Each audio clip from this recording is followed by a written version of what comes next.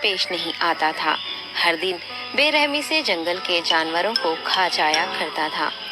شیر کے خوف سے جنگل کے جانور چھپ جایا کرتے تھے اور خود اپنی بھوک و پیاس کو مار کر سخت مشکلات سے دوچار ہونے لگے تھے۔ اس طرح کچھ دن بعد جنگل کے تمام جانور ایک مقام پر جمع ہوئے اور شیر کے شر سے محفوظ رہنے کے لیے سب مل کر رائے مشورہ کرنے لگے۔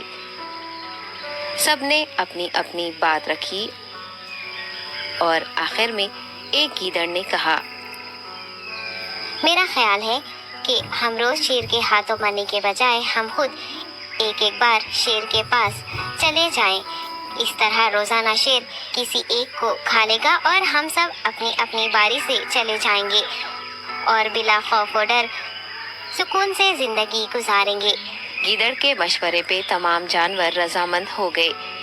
ایک بندر نے کہا، ٹھیک ہے، تمہاری بات بالکل درست ہے۔ موت کا خوف کرنے کے بجائے اپنی باری آنے تک ہم اطمینان و سکون کی زندگی گزار سکیں گے۔ جانوروں کی بات چیت مکمل ہونے کے بعد خود گیدڑ نے شیر کے پاس جا کر یہ ساری بات بتائی۔ گیدڑ کی باتیں سننے کے بعد شیر نے کہا، میں بادشاہ ہوں، اس لیے تم سب کی بات مان رہا ہوں، لیکن ایک بات غور سے سن لو، اگر کسی دن مجھے جانور ملنے میں تاخیر ہو جائے تو میں خاموش نہیں بیٹھوں گا اور دوبارہ تم سب پر حملہ کرنا شروع کروں گا۔ شیر نے بڑے غصے سے یہ سب کہا۔ شیر کی باتیں سن کر گیدڑ نے سر ہلاتے ہوئے حامی بھر دی اور وہاں سے چلا گیا۔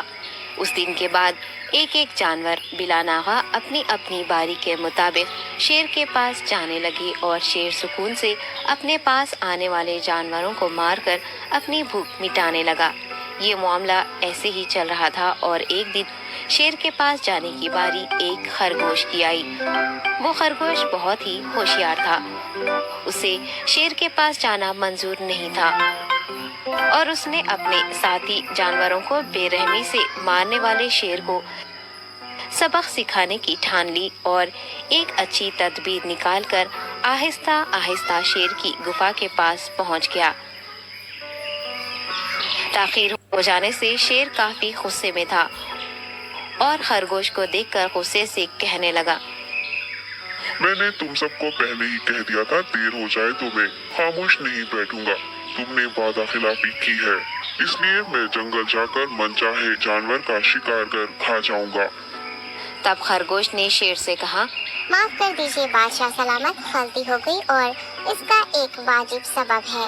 اطمینان رکھیے، میں بیان کرتا ہوں، آپ سنیے اور اس کے بعد آپ آرام سے مجھے مار کر کھا لیں۔ شیر نے پھر غصے سے کہا، وہ کیا بات ہے، جلدی بتاؤ۔ خرگوش نے کہا، بادشاہ سلامت، میں آپ کے پاس آ رہا تھا اور راستے میں مجھے ایک شیر مل گیا اور مجھے مارنے کے لیے آگے بڑھنے لگا۔ میں نے آپ کی بہادری کی بات اس شیر کے سامنے رکھی، لیکن وہ شیر آپ کے بارے میں بہت برا بھلا کہنے لگا۔ یہ سن کر میں نے غصے سے کہا، تم ہمارے جنگل کے نہیں ہو، ہمارے بادشاہ کے بارے میں ایسی باتیں مت کہو۔ یہ سن کر وہ شیر مجھ پر حملہ کرنے کے لیے تیار ہو گیا۔ یہ دیکھ کر میں نے کہا، تم مجھے مارو گے تو ہمارے بادشاہ تمہیں ہرگز نہیں بخشیں گے۔ تب اس شیر نے کہا، تمہارا بادشاہ میرا کیا کر لے گا؟ میں نے کئی ہاتھیوں کو اپنے پنجے سے مار گرایا ہے، تمہارا بادشاہ ہو یا کوئی اور ہو، میرے ہاتھوں بچ نہیں سکتا اور میرے سامنے سکتا، میں اسے ختم کروں گا۔ یہ سب بدتمیزی کرنے لگا۔ میں نے اس شیر سے کہا، تم ہمارے بادشاہ سے آ کر بات کرو۔ تب اس نے فخر سے کہا، میں کیوں آؤں؟ تمہارے بادشاہ میں دم ہے تو اسے ہی یہاں لے کر آؤ۔ یہ کہہ کر مجھے دبانے لگا۔ بادشاہ سلامت، اسی لیے آنے میں تاخیر ہو گئی۔ یہ سنتے ہی شیر غصے سے کہنے لگا، چلو ابھی چلتے ہیں، اسے ختم کر دوں گا۔ یہ سننے کے بعد خرگوش نے شیر کو جنگل کے درمیان موجود ایک کنویں کے پاس لے گیا۔ خرگوش نے کہا، بادشاہ اس کے اندر دیکھیے، وہ وہاں آپ کا بے صبری سے انتظار کر رہا ہے، آپ اسے اچھا سبق سکھائیے۔ شیر غصے سے فوراً کنویں میں جھانکنے لگا اور زور سے دہاڑنے لگا۔ تب دوسری جانب سے بھی دوسرا شیر دہاڑتا ہوا محسوس